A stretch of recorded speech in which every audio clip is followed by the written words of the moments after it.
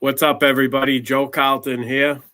Welcome to the Week 11 reaction show on the Fantasy Savvy YouTube channel with the High Stakes crew, Josh Bowling, Dan Jewett, and Joey Brown, and myself, as usual. We will give out some key takeaways from Week 11 as well as answer any questions there are in the chat. At the end of the show, we'll review tonight's game, and we'll each give one player prop that goes toward a 4-leg parlay that we've been doing each week. And we'll also hit some injuries, some waivers, and like I said, any questions you guys have in the chat, drop them in there. So, and that's it. Let's do it.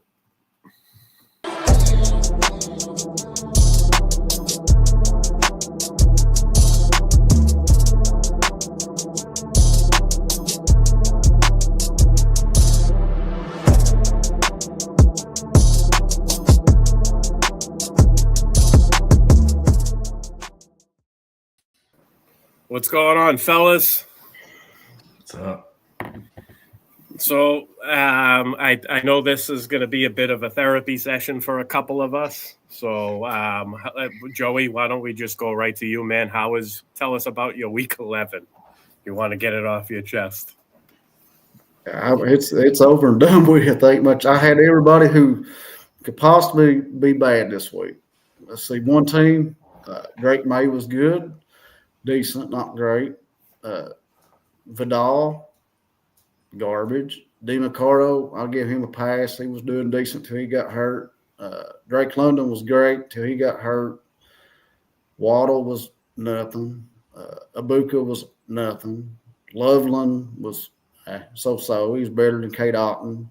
But Quentin Johnston, a no-show. Like I said, the Chargers was already on a bye. That whole team was garbage. I mean – they're a fraud too. And there I showed that lineup I showed you guys for the Fanball DFS. I had the Chargers stack that did nothing. So I did not win a primetime seat this week.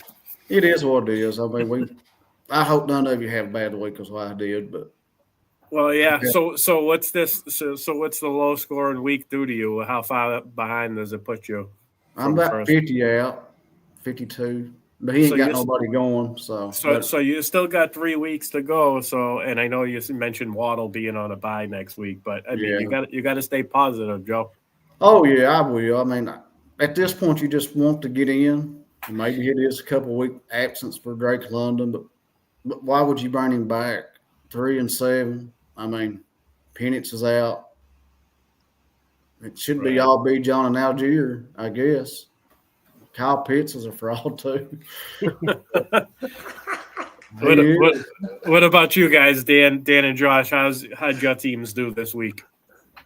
Oh, a lot of double digits. Not a lot of teams more than 100 this week, and that just when you score 86, you're just not. It's just the wrong time of year to be doing that. But I was looking up and down scores, talking to Josh earlier today, and there's not a lot of high scores. So unless you had Sean Tucker, Mike Wilson, or Josh Allen. Right. A lot of misery loves company, and I think we're all in it together. But like 125 was a big week. I mean, yeah, we have one team that's in first in Roto, and it dropped to 130, and I was just honestly, I'm thrilled for that because a lot of our other teams are like 105s, 98s. We're hanging on by a thread in a couple leagues, but was not a great week for us. Probably one of the worst weeks we've had. It's funny you say that. I did notice a lot of low scoring weeks. Like in one auction, I won't mention the player, the guy, the NFFC player, but 55.7 points. Oh. You can't recover from that at this point in the year. I mean, the team was kind of already dust, but you can't really recover from that. We got a question. Boom, let's hit this question. Trey Anderson for Brock Bowers. My other running backs are Javonte, Hampton, Kamara, and Tracy. My tight end is McBride. Basically, would you rather flex Hendy or Bowers rest of the season? This is interesting because we know Ramondre is eventually going to come back, and I'm really interested to see how the Patriots and Josh McDaniels go about that. because I don't think that we can just ignore what Trevion Henderson has been doing. So It's an interesting trade, but you know what? I think that Kamara is like a borderline RB2-3 flex. Tyrone Tracy's been good, but he's in a complete time 50-50 split there. Singletary is getting the goal line looks and the receiving down work, and Tracy, if he doesn't put up 80 plus rushing yards, his weekly output for you is going to be kind of low. I don't think he's got much of a ceiling as long as Singletary is there. So I think I would stick with Henderson here. What do you guys think? Oh, trade Henderson for Bowers. Yeah. I probably would. I would. I think I would, because you'd have the two best tight ends. You would find an advantage based on how your wide receivers would be. I mean, I think I would, because if you get Hampton back with Javonte, I mean, the other two just Tracy got an upcoming bye week 14, but Kamara's been on the bye for a while anyway, so it don't matter. If you're going up against multiple teams, that'd be a heck of a unique combo. Nobody else can have Nice. Bowers. Mm-hmm. Triple R Fina, appreciate you tuning in. Appreciate you subscribing to the channel, man. Steve does great work. He lets us do this show every Monday, so yeah, appreciate you having in here. I mean, all four of us tried to find an advantage somewhere in the roster. So, I mean, if you can have Bowers and McBride, I mean, you're looking at if Bowers gets back to the way he was, 40, 45 points a week for both based on scoring format, probably a PPR. But Yeah. I will say this, though. If you do make that trade, put Bowers at tight end and Trey McBride in the flex spot. Don't do it the other way around. I don't know why, but just do it that way. Just wanted to throw that in there. No. Nice. All right. So real quick, let's touch on some of the injuries. Joe, you already brought up Penix and Drake London being injured. What's that leave us? Kirk Cousins there? Kirk Cousins with no Drake London. Yeah, Easton Stick is his backup now. Sounds like Bijan's gonna have to carry the weight for the rest of the for the time being, at least until like you said, if they shut Drake London down with them being 3-7, then I don't know how do you guys think Bijan fares rest of the year? You think his numbers take a little hit because defenses will be able to key in on him more, or what's your thoughts, Dan, on that? Algier might go up. I was going to say I might keep an eye on Algier, because if the Falcons are trending that way, I'm not giving Bijan 25 carries a game. I'll give him 15 and give Algier the rest, save his legs. Yeah, that's definitely something to keep an eye on. Josh Jacobs pick up a knee injury. Looked like it was Manuel Wilson, probably. Manuel Wilson, yeah. Manuel Wilson was the guy. He played 71% of the snaps after that. He ended up scoring a touchdown too, I believe. I don't have the box score up right now, but let me see. I'll get his exact line real quick, because I know he did decent. 11 carries, 40 yards, and a touchdown. He also had one catch for 9 yards, and he converted a 2-point conversion. So he gave us 14 points in basically half of a game, or a little more than a half of a game, if you count whatever he did before the Jacobs injury. So that's their running back you want to have there from Green Bay. Kamani Vidal picked up a thigh injury. He also didn't look good. We know he's got the Week 12 bye coming up, and then it's supposed to be Hampton back. So I think we're done with Kamani Vidal as a fantasy asset for at least redraft anyway. Aaron Rodgers picks up a left wrist injury. You guys know the extent of this, Josh? Is it bad, or? They said it was like could be a minor fracture in his left wrist, and they were going to do some MRIs today on it. I haven't seen anything on the results of that, so I don't know. I mean, if it's broke, you got to figure that he's probably out at least 4 weeks. Is that a bad thing, though? I mean, Mason Rudolph looked better than Rodgers, I thought. He did. Yeah. Falcons rest of the season have the Saints, Jets, Seahawks, Buccaneers, Arizona in Week 16, LA Rams in Week 17, and then the Saints in Week 18. So they play two strong defenses in Week 16 and 17 at Arizona. That's kind of a tough environment. LA Rams have great defense. Seattle in Week 14, that's a great defense. So the next 2 weeks they have okay matchups against the Saints and the Jets. But no one cares about the Falcons. Down by 1 tonight. I have Brock. They have Ferguson and the Cowboys D. What do you think odds I have to win? Let's see. Ferguson and the Cowboys D versus Brock. Depends on the defense scoring. Yeah, really. it's gonna be close. I would say 46%, just because you're outnumbered. So I'll say 46%. Boys need some advice. League leader in a dynasty league wants Puka from me. Reckon I could push for A-Chain and Pickens. This is a tough one because I really like Puka long term for dynasty.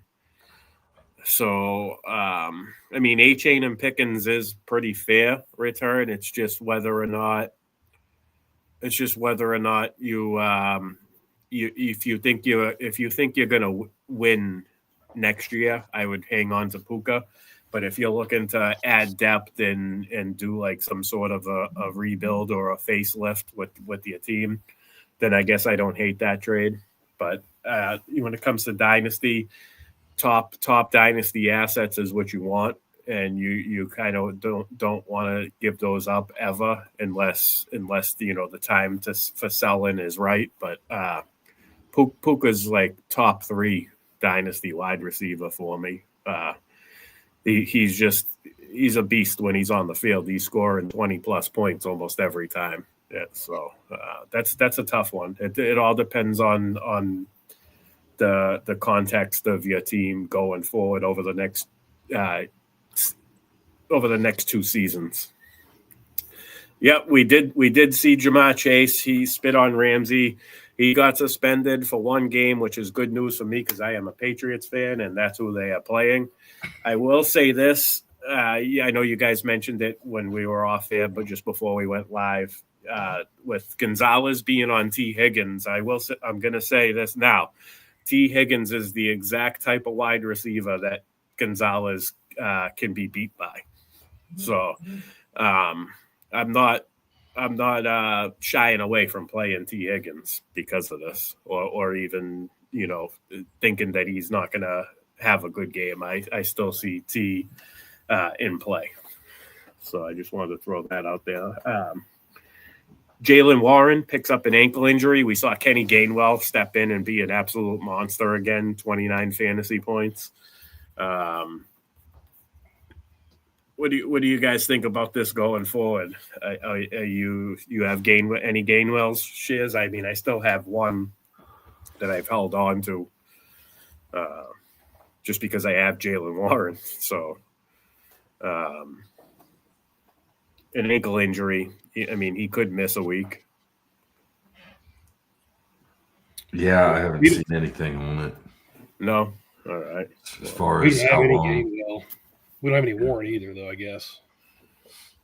Calvin Ridley and my Amari Cooper comp has come true.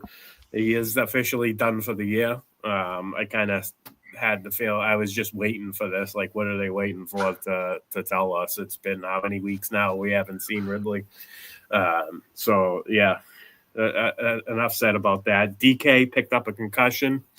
Obviously, we'll have to keep an eye on if he passes protocol, but in the event he doesn't, this could mean added reps for Ayamana. So maybe be able to flex Ayamana this week. DeMarcado, Joey, you mentioned it earlier. He was looking pretty good until he picked up that injury.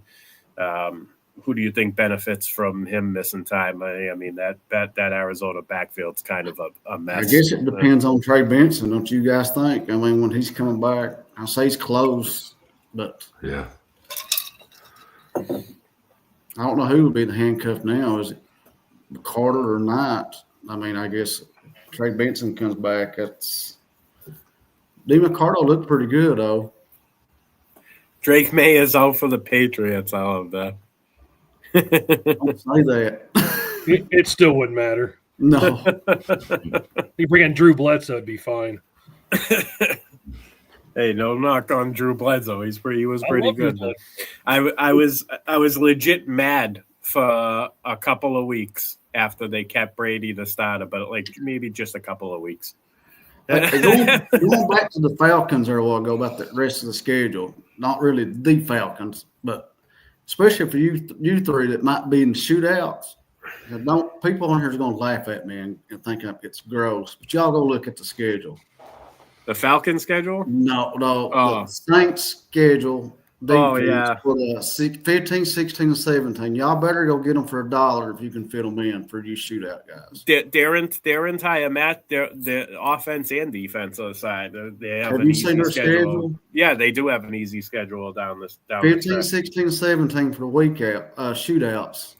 Especially, y'all really need to look at it. I know it sounds crazy, and I know these people are going to think, well, this boy's crazy, but Panthers, Jets, Titans. Wow. I mean, especially for you boys that's in the shootouts. I mean, I don't know if I can get in or not, but maybe. But now listen, Jug. It's just 1 week, man. I know, man. I It's know. just 1 week. We got to find some silver lining here somewhere. I mean, it was rough, and it was rough. But now, really, the Saints defense would be a sneaky ad, though. Everybody thinks it's gross. I mean, it does sound gross. I know it does sound gross. Maybe I would pick one of the. I mean, I the defenses I have, I kind of already have it planned out what I want to do each week if I get there. But I suppose you can throw the Saints in the mix too. You know, things change between now and then anyway. I mean, if a couple of players go down on a certain defense or somebody like the Atlanta Falcons who we thought were going to be good rest of the season, and now they're getting depleted. They might, their defense might suffer because of that. I used them too this week. I thought they would be good, but their run defense is horrible. Real quick, we got CJ Stroud coming off a concussion. He's playing Thursday. Actually, the Texans are playing Thursday night, which it's going to be, it's iffy if he'll be available. So what do you guys? What have you heard, Josh? Right before we went on, they said he couldn't practice again today. So I don't know that he's made it out of that first stage of the protocol yet. It doesn't concerning. Yeah.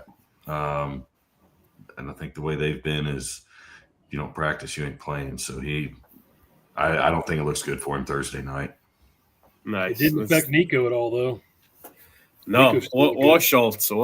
Yeah. Schultz has been pretty consistent. Marvin Harrison still recovering for an appendix injury. I know that these usually take a couple weeks, so I'm going to be a little wary about playing him, even if he's active. But just something to keep an eye out on. Garrett Wilson hit the IR. He's going to miss at least 4 weeks with re-injured the same knee. I personally think he might be done for the year, but if you have an IR spot, throw him on there. If you play in a league with deep benches, I guess hang on to him. But if you're having a short bench and you need to prepare that team for the playoffs, then you might want to cut him. I don't think it's going to be worth him coming back in week 16, week 17, coming back off of an injury, not 100%, not into game speed. You don't know if he's going to be productive immediately, so he might be worth a drop. Yeah. And Tyrod Taylor has been named starter over Justin Fields for the Jets this week. Any thoughts on that, guys? Joey, Dan? Does it matter? They don't have any weapons. They don't have a quarterback. Does it really matter? He just got to throw the ball for more than 100 yards in a game, and I think people will be at least happy to see that. Maybe Mason Taylor will be relevant again. Yeah. Harlan Wag has a question. Needs some help here. Current team, 14-man PPR. quarterback Baker, running backs Genti, Kamara, wide receivers Puka, Olave, Zay Flowers, Quentin Johnston, tight end Laporta and Fannin. Should I trade Puka and Kamara for Saquon and Nico? Yeah, I think I like that. Yeah, because you're upgrading at running back and you're basically making a lateral move at wide receiver. I mentioned how much I like Puka earlier. That's dynasty, completely different. This is redraft. So, yeah, we like that trade. We didn't mention this one in the injuries. Laporta's on IR. Yeah. That was late in the week that he hit the IR. Didn't see Back injury, wasn't it? Yeah, I didn't see that coming. So that one hurt, and then That really affected their offense last night, I think. J-Mo still had a good game. Yeah. Pepsi benefits the most because Brock Wright didn't. I don't even think he caught anything, did he? He was questionable because he was dinged up. So on I think it was Saturday, it was a little questionable, and if he was even going to be playing Sunday. So, yeah, I think it hurts. It hurt the Sun God because he only went 2 for 42. Obviously, defenses have more options, without their top tight end. Laporta's pretty good. I consider him a top 5 tight end. Did you guys see that Gibbs, 36% of Goff's first read was Gibbs this week? So I think Gibbs benefits more than anybody with Laporta being out. Yeah, that's what happens when you get under pressure too. Philadelphia, gets when Goff is under pressure. He kind of his what's the word I'm looking for? His layers as a quarterback just aren't there. He's gonna hit those quick reads. So good point, Dan. Absolutely. All right. So now that we got through that, we hit the questions in the chat. We'll go around the horn and we'll get some takeaways. So we'll go. I'll go. I'll start with Dan, then we'll go to Joey, then up to Josh. So Dan, anything you want to share with us that you took away from Week 11? Yeah, I always try to stay positive. There's not a whole lot of positive this week, but I will say, as an NFL fan, the Seattle Rams game we were all looking forward to. As an NFL game, it lived up to the hype. For fantasy, not as much, but Matt Stafford showed that I think he's the MVP of the league this year. He had 2 touchdowns. He didn't have the yards there. But Kyron had a good game. Puka still got his targets. I thought a really crazy stat was Devontae Adams had 1 catch, 1 yard, 1 touchdown, but he had 8 targets. They still are struggling. I know Adams had a couple drops. I know we were watching. Josh and I were watching yesterday. Yeah, he did. Yeah, he did have a drop. He was pissed at himself too. Yeah, it was about 25 yards across the middle too, so that would have been a big difference. But overall, a great game. I mean, the fact that the Seahawks were kicking a 60-yarder to win after Darnold threw 4 picks was insane. 4 picks, and did he have a fumble too? Or did they recover that? They recovered that or something? Yeah. But JSN doing JSN things. We bet him for 100 yards every week. It's just a given. One of Josh's guys, I like to point out, I didn't realize this till today. I know I saw him a lot. AJ Barner had 11 targets on 10 catches and 70 yards. I don't see that every week, but that's a heck of a week for this week. And to change it back again, Ken Walker looked like the better back this week again. So He did. I hate having both those guys. We guessed wrong. We played Charbonnet in our one league. We had them both this week. It's tough. It's tough with them, yeah. But Ken Walker got the 1-yard goal line carry. But if you watch that game, they couldn't change personnel. It was a hurry-up offense. So I think that's why he got that carry over Charbonnet. But nonetheless, he got the tutty this week. Doesn't make me feel better. No, not at all.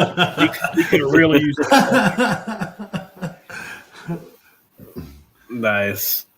That's a week 16 rematch, and I'm looking forward to that because it's going to be interesting to see. I mean, I can see those 2 teams are going to run into each other again in the playoffs too. If everybody stays healthy, gets healthy, whatever. That's an interesting matchup there. And I'll be I'll be excited to watch him again. Nice, Joey. You got anything you want to talk about from Week 11?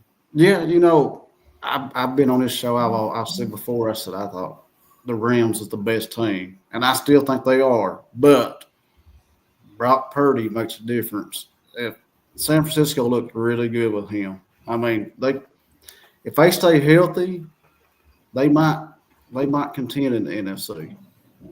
Brock Purdy came back 3 touchdowns, 3 total for McCaffrey and 2 for Kittle. Pearsall didn't do much.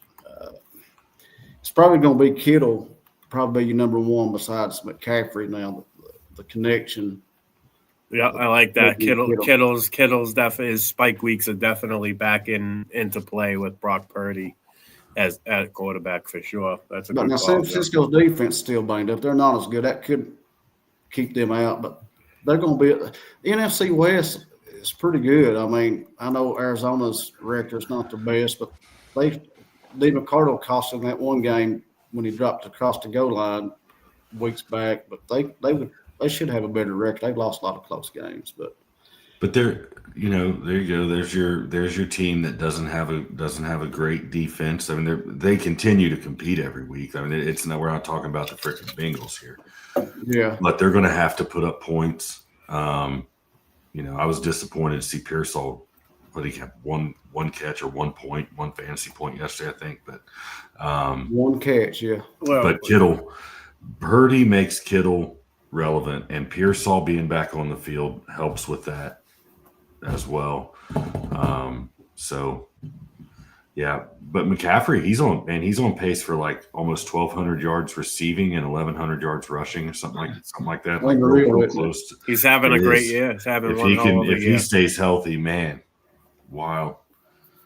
Did you guys see the opening play of that game?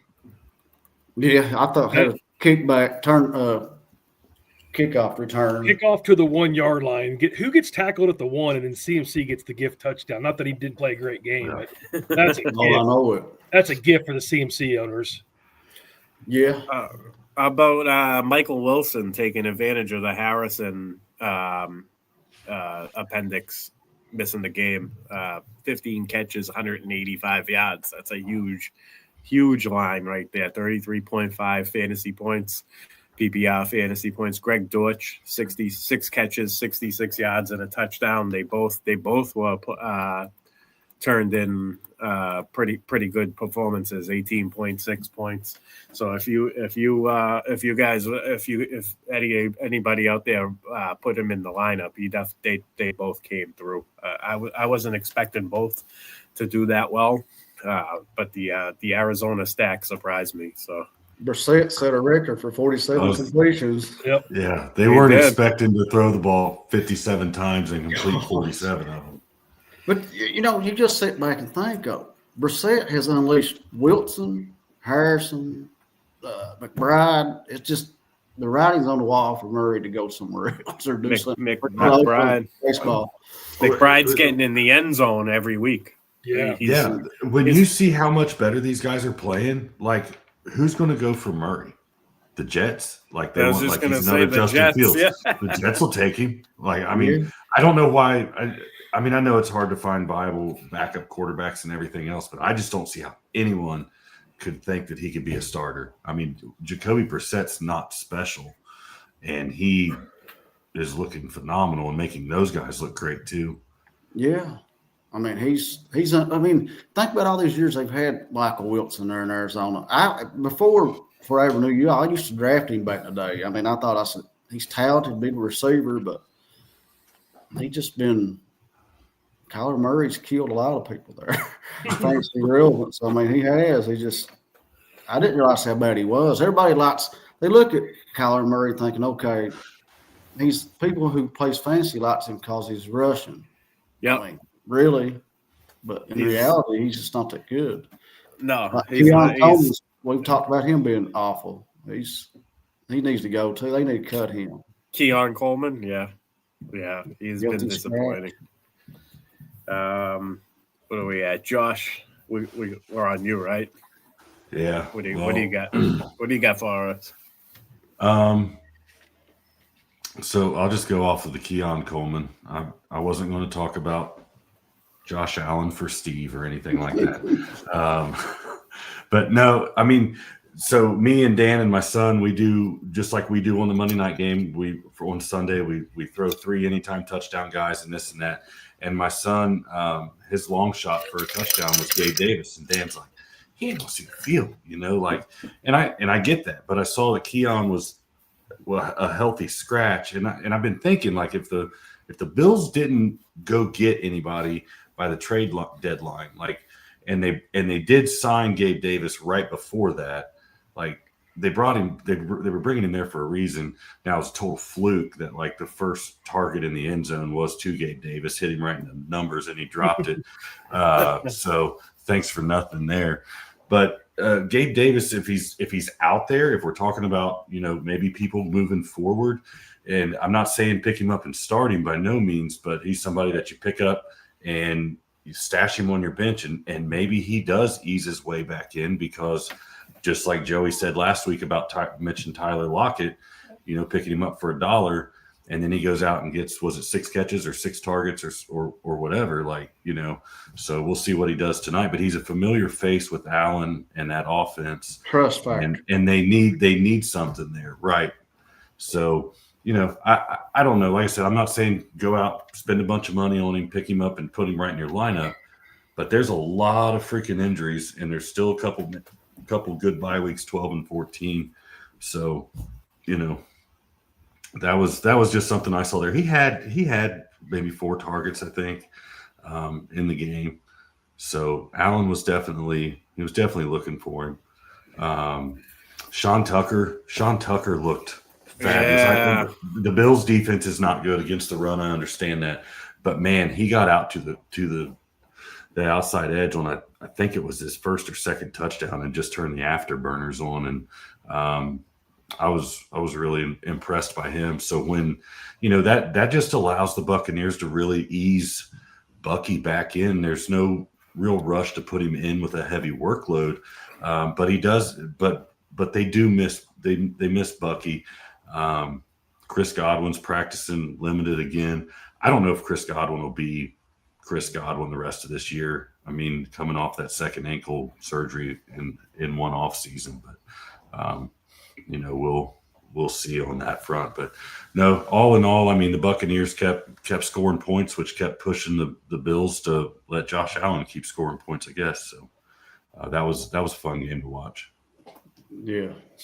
Who would have thunk that Sean Tucker was this year's Bucky Irvin? True. He's been pretty good. I have him in a dynasty team. I should probably, I don't know if I should hold him or sell him high while I can. I mean, I guess it depends on what I could get back in return for a trade, but I'm feeling good about his dynasty value for sure. If he ever ends up somewhere outside of Tampa Bay, or if the Bucky Irvin injuries keep happening. So, well, I'm a huge Syracuse fan, and Sean Tucker Right. went to Syracuse, and he was in Buffalo, which is about an hour and a half drive. So I'd say that he had some friends and some buddies and stuff there, and was wanting to show up. But nice. You can only hear Jamie's eyes rolling right now at you, Josh. My wife might be a Syracuse nut. Yeah. Nice. I'm going to bring up Christian Watson, because I played him in a few spots and he came through. Unlike you guys, I didn't have that much of a depressing week. Most of my teams contending had a good week, which I believe I have 5 teams contending for a shootout playoff berth or first overall for the league title, and only one of them had a down week. Everybody else did pretty good. I scored anywhere between 127 and like 166, I think was the highest one of my teams had. And Christian Watson definitely came in clutch for me with the 2 touchdowns, 4 catches, 46 yards. I think he looks pretty good. with as long as Jaden Reed's out of the lineup. We know Dobbs has been banged up week to week the last couple of weeks. Dontavian Wicks, Savion Williams, they're not really much of a threat. Matthew Golden has also been banged up, but he's pretty much been kind of underachieving so far this year in his rookie year. I don't know if it's because of the way Green Bay operates their offense and they spread things around, and he hasn't been able to catch any rhythm, or he's just struggling to get open Jordan and having some a connection with Jordan Love. So I like Christian Watson going forward. I'm confident in plugging him in at the flex spot from here on out. Giants running backs we talked about already. Pretty much an even split. I still like Singletary slightly more if I have to pick one, but again, bye week fill is in emergency flex or emergency RB2 situations only. Wandale, we thought, Jameis Winston would make these guys more fit, the pass catches more fantasy relevant, and that wasn't the case. Theo Johnson, only 3 catches for 36 yards. Wandale, only 4 catches for 36 yards. More of the running backs were involved. That's kind of the nature of going against Green Bay defense. Their pass defense is pretty good. Their pass rush gets after the quarterback. So maybe we get a better Jameis Winston game next week. Plus, one of our guys that you've added, but last year, Isaiah Hodgins, he finally showed he's back in. They dug him out from the deep depths of the practice squads or wherever the else he's been. They had 5 for 57 on 6 targets. We picked him up last year, didn't we? You see him quite a bit.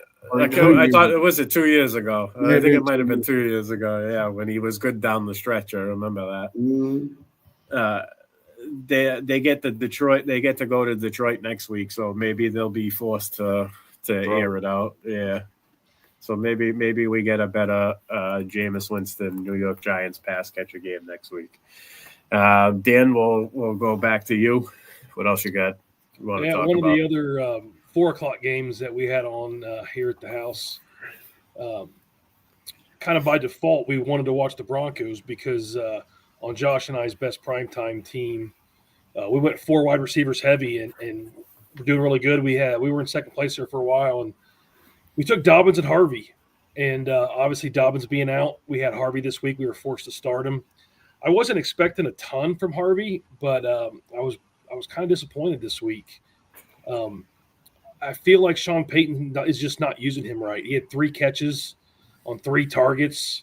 Watching the game, I think Josh heard me yell this about 400 times, but Evan Ingram's getting short passes, Cortland Sutton, Pat Bryant, Franklin, everybody's getting the short catches.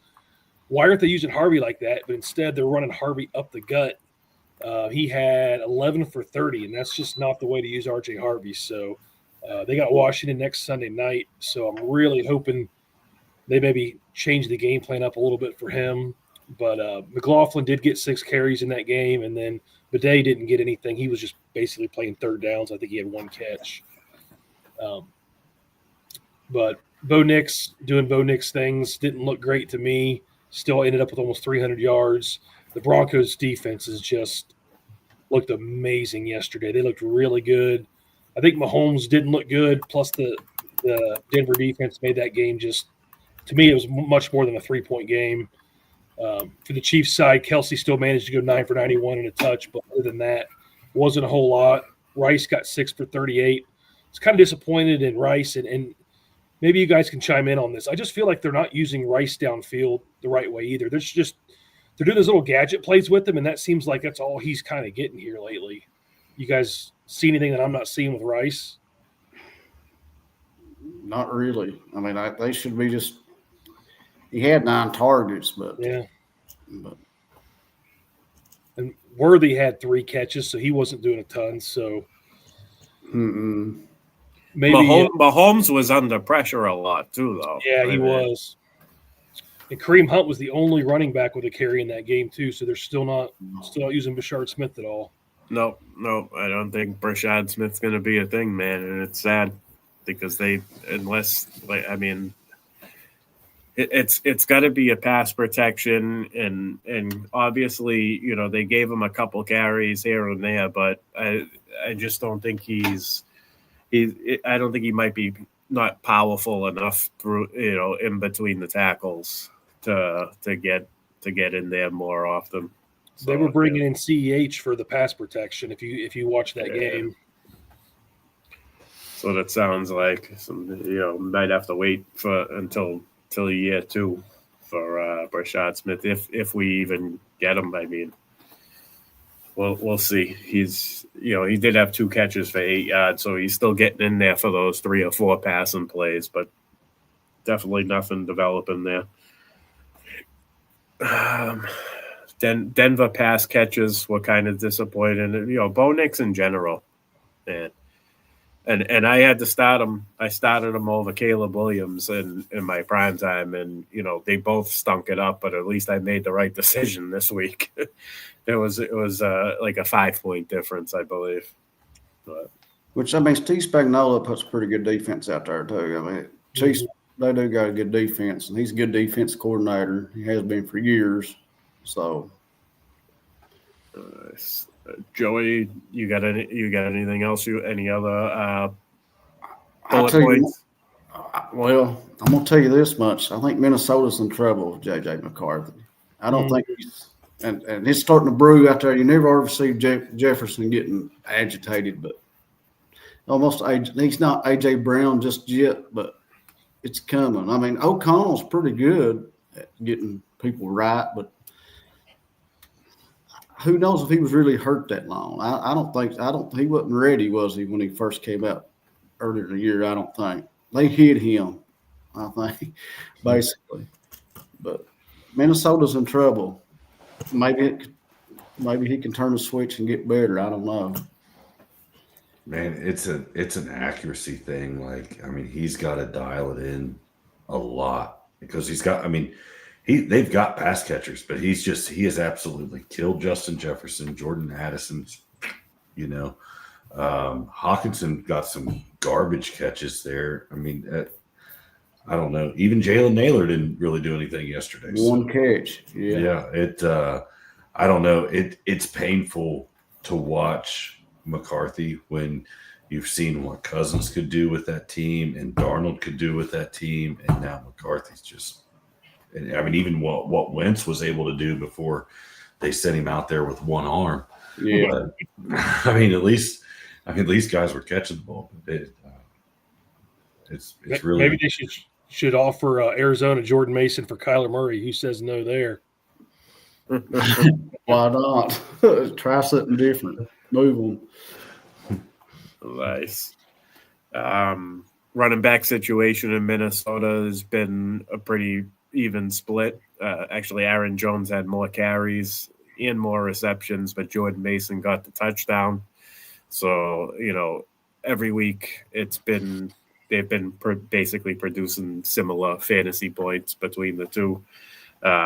Chicago running backs, also the same. It's been pretty much a split. I feel like DeAndre Swift's value taking a little bit of a hit with Monangai.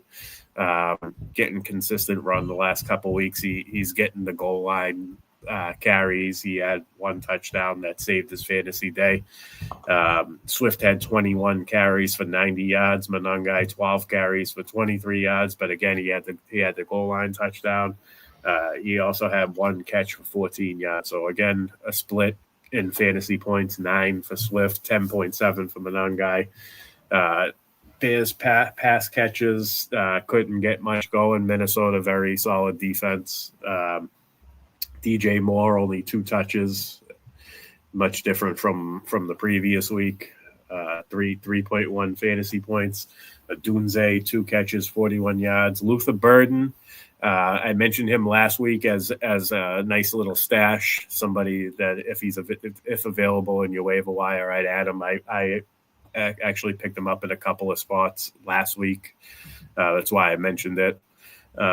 3 catches for 27 yards. I feel like he's been getting more and more involved over the past 2 or 3 weeks. So just something to keep an eye on, stash if you have the room, because we know he's probably your number 2 over Moore. The way DJ Moore, DJ Moore is playable. Right. DJ Moore is very. It seems like he's been very game plan specific. So if it's not a man-to-man coverage and it's more zone, I feel like Odunze does better against zone and DJ Moore does better against man. That's kind of a trend I've noticed. But again, Cole Kmet kind of hurt Colston Loveland this week. They both basically split as well. So, it seems like Chicago's spreading things around when they go against tougher defenses and one guy's not really being dominant. So Chicago Bears offense as a whole, I feel like is very matchup dependent if you're looking for ceiling weeks, of course. So just something to be cautious about with your Chicago Bears players. Who we on, Josh? Well, I'm a big tight end guy, and maybe the tight end play of the week was Mark Andrews with the lining up for the tush push and rolling out with the bootleg and going 35 plus yards to the house. Some blazing speed once he made that turn. I kept thinking they were going to catch him, and he got there. And the last couple weeks they have started calling the false starts and more penalties on the tush push, and now I don't mind it so much. And it seems like other teams are starting to stop it. And there's a lot of fun things that I think that we'll start seeing here towards the end of the season in some of these bigger games, maybe some more gadget plays or whatever. One thing I'm sick of seeing, though, this isn't really about any certain game, but the Wildcat, me and Dan was talking about it yesterday. I think we saw like 4 or 5 different teams run a play out of the Wildcat. The Bengals did it. Nobody succeeded on it. It didn't work for not one single team yesterday. So that's overplayed. Just do something else, anything else but the Wildcat. Like if you're going to go for 2, let your quarterback throw it or let the quarterback hand it to the running back. But when you take the quarterback out of there, and I know that sometimes they do stuff to set something else up, but man, that was just really frustrating. Such a 2013 move. Right. Yeah. Ronnie Brown. Yeah. The Tim Tebow era. Between it's almost like we're trying to reinvent the wheel. We're making football too hard. And the Lions last night, 5 4th downs that they failed on. It's a 7-point game, and you take some of those 4th downs and you don't give the Eagles that field position. You punt it away or you kick field goals, but it was windy there. But I don't know. It's like sometimes, man, let's just not overthink this. Yeah, their game plan was terrible. I thought in order for them to beat Philadelphia, they needed to run the ball and then run the ball some more. You have Montgomery and Jahmyr Gibbs. Philadelphia at home. The only weakness in the defense that they have at home is against the run. You wanted to keep not that Philadelphia offense did much, but I feel like they wanted to win the time of possession war. I mean, they only had 18 carries altogether. Montgomery 6, Gibbs 12, and they didn't even go over 70 yards. They had 66 rushing yards between the two over 18 carries. So I think they needed to run the ball some more and kind of wear down Philly's defense and then take some shots on some big players with Gibbs and J-Mo and St. Brown. And it felt like, the game plan was weird. and they didn't even break 10 points. They lost 16-9. So let's see what else we got. What do I want to talk about? Before we jump over to the Monday night preview, we didn't talk about Pittsburgh. Actually, we did talk about Pittsburgh because it was just the running backs. Aaron Rodgers got hurt. DK Metcalf has been disappointing all year, so it's not like much is going to change. I don't see him getting any better or any worse without Aaron Rodgers. Carolina, Bryce Young with the big monster performance. 31 for 45, 448 passing yards, three passing touchdowns. Tet McMillan finally had a breakout game. 8 catches, 130 yards, 2 touchdowns, gave us 33 PPR fantasy points. Even Leggett had a decent line with 4 catches, 83 yards, and a touchdown. Looking at the running back situation, it's pretty much all Rico Dowdle now, 19 carries for 45 yards. So he wasn't that efficient running ball, but he did have 5 catches for 55 yards to save his fantasy day, 15 PPR fantasy points. I would say that you could pretty much plug Rico Dowdle in as an RB2 going forward. And of course, what Ted was the McMillan. snap? Jalen Coca looks like he had his first double digit. He ran more routes than Leggett. I'll bring it up right now. Give me 1 sec. Sorry. Receiving. There it is. We got 52 pass plays for McMillan, 34 for Leggett, 42 for Coca. Mm-hmm. What about Dowdle and Hubbard? What was their snap shares? Josh, it's interesting. It was 62-14. Was it Dowdle? Yeah. But I'm gonna go against Joe here a little bit. I think Chuba looks better than Dowdle right now. It was Dowdle for 3 or 4 weeks, but I think you might see Chuba get some more carries next week. He looked more explosive than Dowdle to me. He only had 4 carries, so maybe it was just being fresher. It could have just been those 1 or 2 drives that we saw. Yeah. I would have swore he had more than 14 snaps or whatever. Dowdle would have had a touchdown if he hadn't stepped out of bounds there. Yeah, he had 15. Chuba had stepped out. 15 total snaps. He was on the field for 4 run plays out of the 15 total snaps. So they used him more as a pass catcher, or like a third down back. Rico Dowdle had 66 total snaps to 15. So that's a lot. Yeah. Maybe Hubbard looked more explosive because Dowdle was just tired. Yeah, Chub is the fresh one now. Yeah. I like Hubbard too. I've liked him the last couple of seasons. You might be onto something, Dan. Maybe next week and going forward they do work Chuba in a little bit more, just because of the element of freshness. Not only that, but maybe teams have kind of figured out Rico Dowdle a little bit, and now it's Carolina's turn to readjust. And they tried that split the first week that Hubbard came back. But, it's been a few weeks now, and maybe Hubbard's back to, 100% back 100%, healthy. yeah. And it's, it's hard because running backs, they got to get in a rhythm and everything else. But, man, if you can find that sweet spot with those 2 running backs and how to balance it, that can be a tough combination for sure. Nice. All right. So I think that's pretty much covers all the important parts of week 11, I guess. We'll jump over to tonight's game. We have the Dallas Cowboys and the Vegas Raiders. We'll start with you. We'll go to Dan first on this one. Give us a little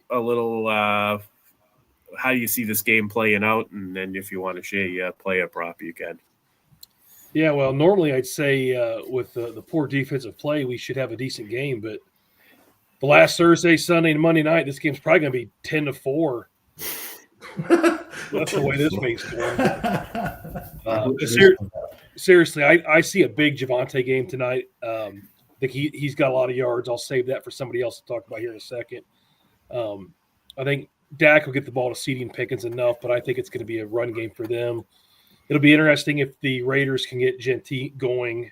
When he gets going, he looks good, but he's got to get going to get there. So I expect Bowers to have a big game. Hopefully the offenses help us in fantasy on both sides. But with the way the Dallas pass D's been, my prop for tonight, Trey Tucker, 4 of the last 5 games, has had a catch over 20 yards. His longest catch is 19.5 for his prop.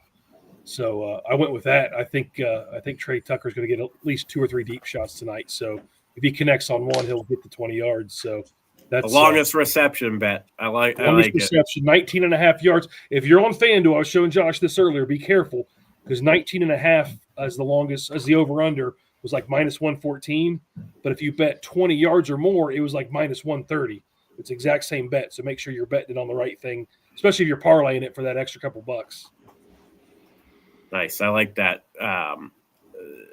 Longest reception bet's a sneaky way to maintain your bankroll. Actually, if you can get good at sniffing those out, and you just put like 4 or 5 of them straight up, like even for like they don't even not even a small amount. Like I know parlays you do for like $5 or $10, but if you're doing a straight up longest reception bet, I'd up it to a full unit, which is a unit as general unit is $25.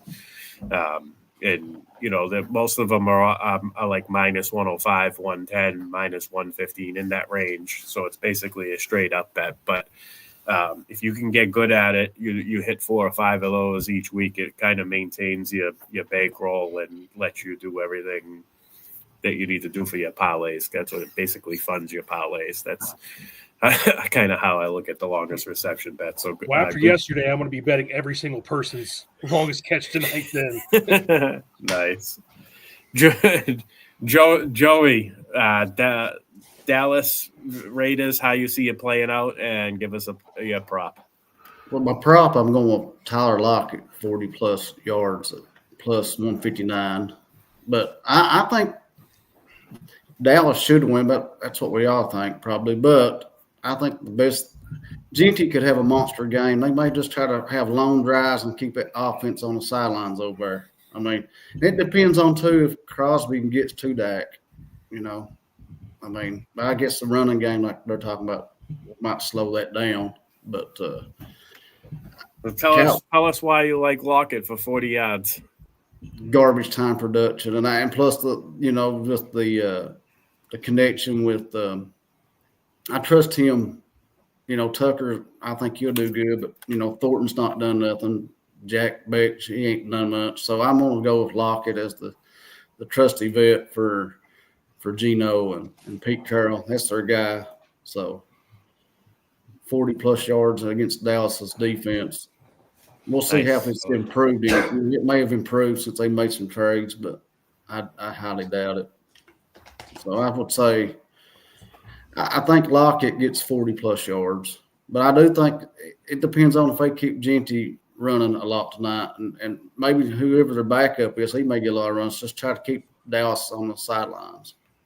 Right, and use Lockett as like a chain mover. I kind of like it. I think he can get 40 if that's 2 or 3 first downs, 3 first downs, and he probably gets that 40 yards.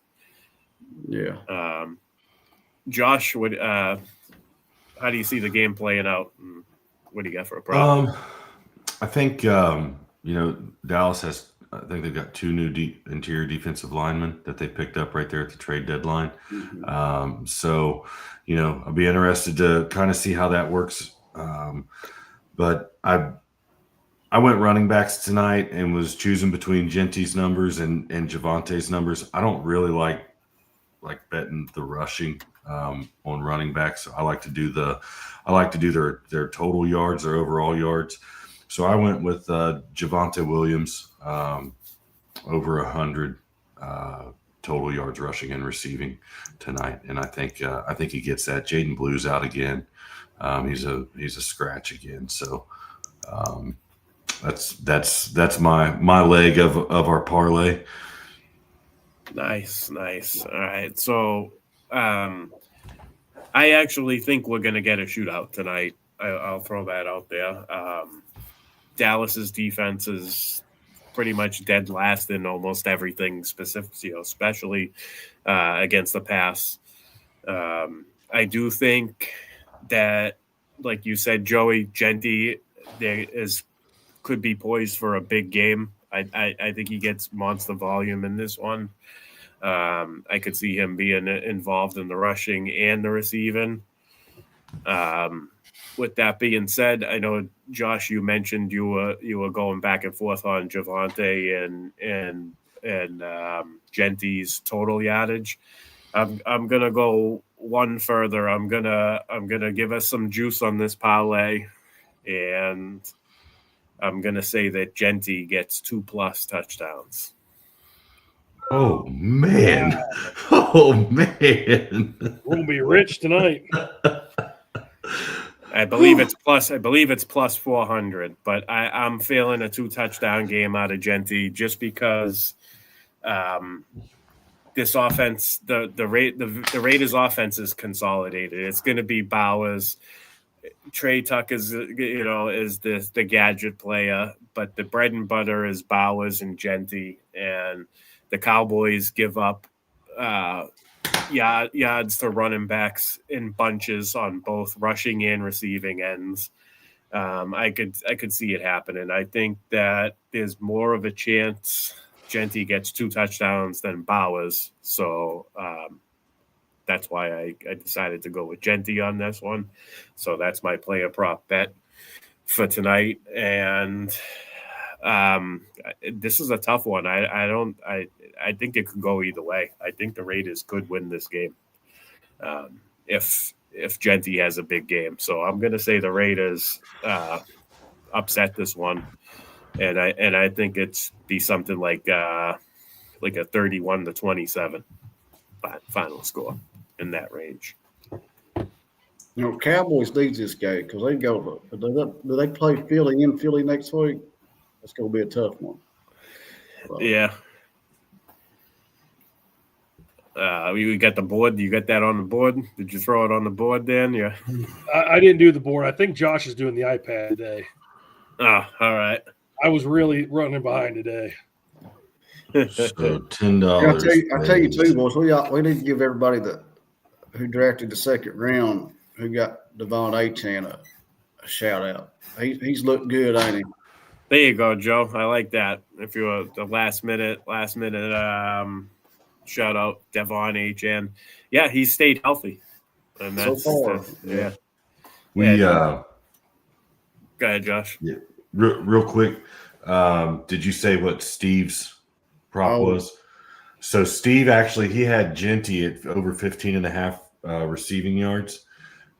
And that was what it was on Friday. It had moved up to 18.5, but by the time I just put the bet through, it had gone up to 20.5 receiving yards. So I put it through. We're going to go $10 pays $1,119.80 on FanDuel. So there it is. I'll get the picture of it. That's a 5-leg. That's a 5-leg parlay, right? I'll get the picture of it and get it going. It's a 5-legger. Yeah. Josh will be posting that on X for us, I'm sure. Yep. At Elite JB 25. If you're not already following him, follow him. He's a great follow. If everybody does one, we ought to have a little fun discussion next week of Turkey Bonanza. Do it. Put our team together next week. Oh, yeah. As bad as the last 4 weeks have gone for me and Dan, we need to hit this tonight to be able to do the Turkey Bonanza. Because there's some interesting plays there. When I first looked at it, I was like, well, I want to go Mahomes against Cowboys, but then you got Lamar against – there's the quarterbacks. mean, you got is it Goff versus Love, and then you got Lamar against the Bengals, and then you got I think it's the Bengals, and then Mahomes versus Dak. Yep. That'd make for a fun podcast. Yeah. That team together. If you guys want to do it, let me know. We can do this. Tell you what, we ought to do. You all want to share a team? I was gonna say we ought to share one. I just sent somebody $25 cash or something. We For could share $100. one. I'm gonna do one on my own anyway, but we I can did we one can, on we my can own, all but- share one if you want. I'm We game. do like We can do it live. We can do it live. I don't even like money. I just throw it away all the time anyway. I just donate to the NFFC. Is it a charitable organization? Because I just donate to it. We got a last minute question here from Matt, July 12. Are y'all worried about Rashee Rice in week 17 when he goes against Denver again? Joey's saying no. If you get to that point, you got to play your studs. You're not going to bench him. There you go. And Andy Reid gets creative. I mean, he just like Mahomes just tosses him one round. He can run in and get away from Surtain, so it don't matter. And not only that, but something tells me that's going to be a very important game for the Chiefs. Yeah. In case you guys anybody hasn't realized this, all three teams that are currently in the wild card spot in the AFC all have the tiebreaker over Kansas City. So that game's in KC also in week 17.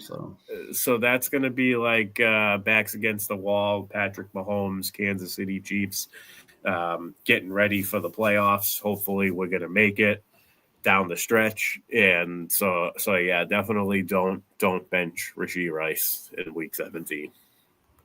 I mean, like Dan was saying earlier, he's talking about. I mean, he had 9 targets. I mean, he didn't. I look at targets a lot, see who's involved. So he's a big part of their offense. It's him and Kelsey.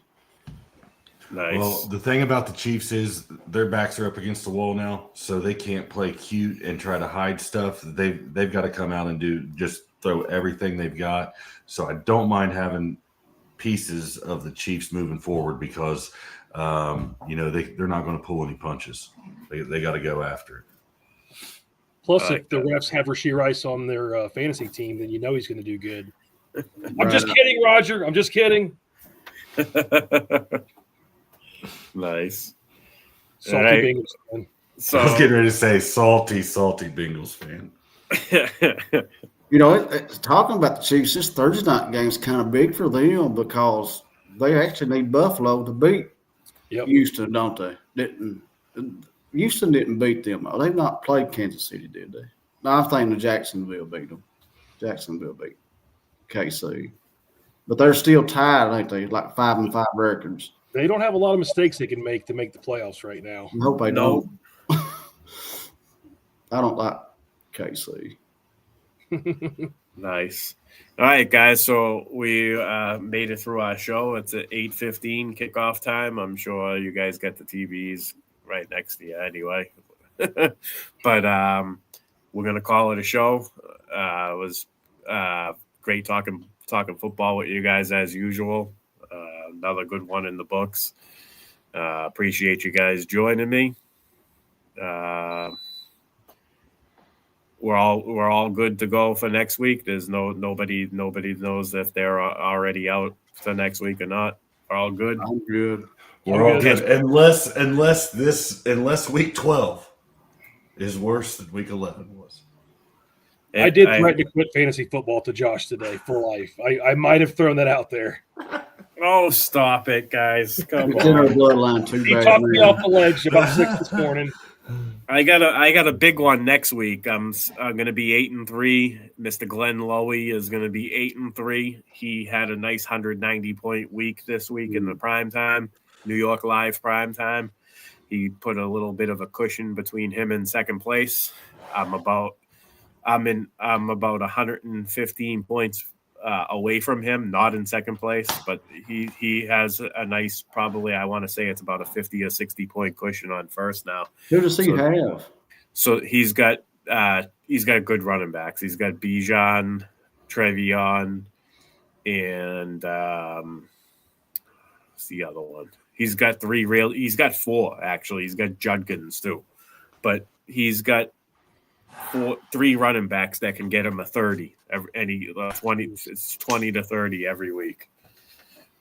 His team is looking good, but like I said, man, I got the head-to-head. We got him next week. If I win, I'm gonna have to win out. That's going to be my only way to get first place in that prime time this season, because 115 points with the way his team is going, it's going to be hard to chase him down in 3 weeks.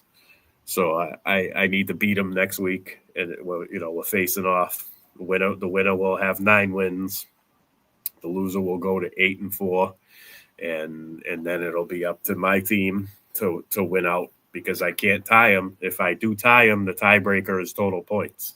So you got to have the best record in order to earn that 3-week shootout matchup for first place. So if you tie with the best record to the team that has the most points, they outright win it right there. They don't have to do that 3-week battle with you. So you have to be a full game ahead of them. So it's looking like a win out. Going to have to win out for me in order to have a chance at a league title. I mean, obviously, we could still make the shootout. We got to get into the top 3 to make the shootout. So, or is it top 2? Is it primetime top 3? Top 3. It is top 3. That's what I thought. So, yeah, I mean, we still have a chance at that for sure. But that league title, I'm going to have to win out and then beat them in a 3-week shootout in order to get that title. So, at least he put 190 need good vibes. Need good vibes for next week. At least he put 190 up this week. At least you don't see it. Maybe he might not do it this week. Right. Nice. All right, so you can check us here, same time, same day next week. Fantasy Savvy YouTube channel. That'll be the Week 12 reactions. We'll see you then. We're gonna get out of here. Everybody, enjoy the Monday night game. Hopefully, all the players you have tonight get you to where you want to be and win your matchups. And good luck, everybody, and have a good night.